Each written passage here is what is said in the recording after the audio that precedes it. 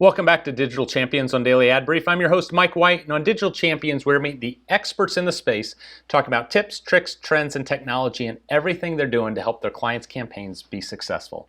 Joining us today, we have Rob Burke from Traffic Builders. Welcome to the program. Thank you, Mike. Thanks for having me.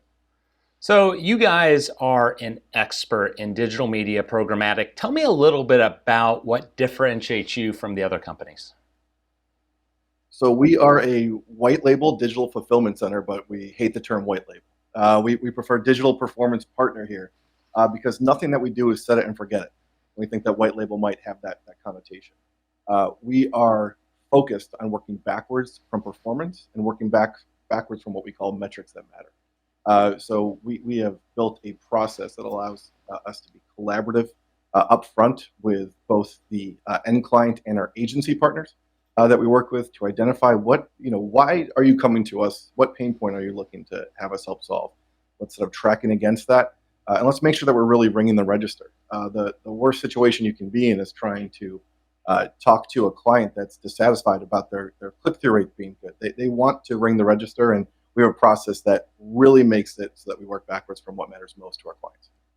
Talking about pain points, what is the biggest pain point when it comes to programmatic media and buying through DSPs? Is there anything that doesn't get accomplished? You guys use a number of them, but what pain point do you have? I think the pain point for us is just balancing, balancing the opportunity. I think when agencies come to us, their pain point is having to use all these different platforms and having to integrate with their other services that they're trying to include within the campaign. But we work with 4 different DSP partners. We're always open to looking for more because what we have found is that these platforms are not commoditized. So they each have their own strengths and weaknesses. And we think that by being truly platform agnostic and having all these platforms baked into our process, into our reporting, into our strategy, we're able to utilize the platforms that will work best. So if we could find the one that's the be all end all, that would be awesome. But we love the partners that we work with. So connected TV, it seems like Wild West. There's all sorts of changes going on. What % of your budget do you attribute to connected TV? Is it growing? Oh yeah, it's absolutely growing. So we were pretty early adopters in the OTT connected TV space. We started running this programmatically in late 2017, and it's been the Wild West since then. We've gone through and we've manually vetted the applications that we're running on. We always test on ourselves first. When we're going through and looking back at the application report, we're seeing Sleep Diet or Relax My Dog or applications that are intended for the unconscious or the canine. So we've gone and blacklisted certain applications. We've whitelisted, and we want to make sure that we're providing that true CTV, that true OTT experience that our clients are looking for. What is important to you and your customers when it comes to attribution and reporting? Still trying to find the holy grail of attribution in the reporting.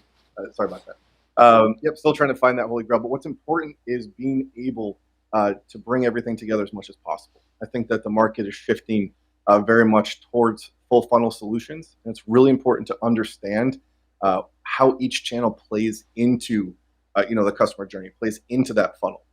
So the more that we can get into attribution so that we're able to understand the value of that first touch point.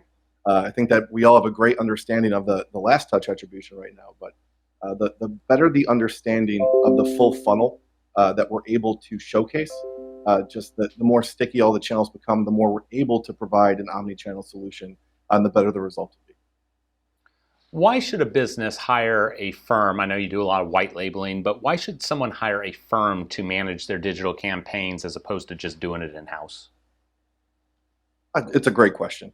I think expertise, having people that eat, sleep, and breathe these products are going to produce a better result. I always say, give us 80%, of the budget, and we're going to try and beat you. What you're able to do with 100%. Our team is all in-house. Nothing's ever offshored. Nothing's ever outsourced. We're all certified at the highest level. We understand the opportunity. So I think that going to a true expert is going to allow you to grow your campaign. If you're truly invested in the campaign that you're trying to run, having certified expert level management is a crucial piece. How much time is dedicated to continuing to be that expert? Because things are changing as we speak. So how much time of your team do they invest in continuously learning and breaking the systems? It's a great question. So it's actually built into the job description. So you have the billable hours, where you need to be hands on keyboard working in the campaign, but you also have the unbillable hours where you have to be feeding your head. So we want to make sure that we have our baseline, of course, Google certifications, and then certifications in whatever other platforms we may be running. But there's so much more to being an expert analyst than just the certification, that you're able to show off. So it's constantly feeding your head. We want to work with people that are always on the bleeding edge or looking next level. We've had Gary Vaynerchuk at our office to conduct a digital keynote from our theater. So just really looking for the people that we find smart, that we think are leading the industry, because we always want to be a step ahead. If we're doing the same thing today that we've been doing 6 months ago, other people are catching up and getting ahead of us. So it's constantly trying to push, and you have to feed your head constantly. So it's not only something that we believe in strongly, it's part of the job description. How important is it for someone to understand the changes in privacy laws as well as the cookie going bye-bye? How important is that in a company knowing, being up to date on that? I think it's crucial. I think with the changes that are happening, which are huge, the landscape's going to change, and you need to understand that. So on our job, we need to understand that like the back of our hand, so that we can help guide our agencies and help guide our clients. And at the same time, our role is to help make it layman. So we have to present, maybe you were able to do this, you can't do this now, but here's what you should be able to expect. Here's how we're going to be able to make this work. I think that we have to be the experts. I think that for companies that are, the actual end client, I don't know that they need to be, they don't need to understand it at the deep level that the people that are hands-on keyboard need to. But that's where we feel our role is to understand it at the deepest level, and then make it layman and make it understandable, so that we can still accomplish that end goal of that campaign. Just might have to go about it in different ways as this, privacy landscape continues to evolve.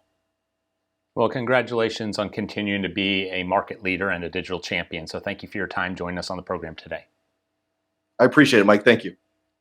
To find out more about traffic builders and all the amazing things they could do to help your company grow, visit us at dailyadbrief.com. We'll see you next time on Digital Champions.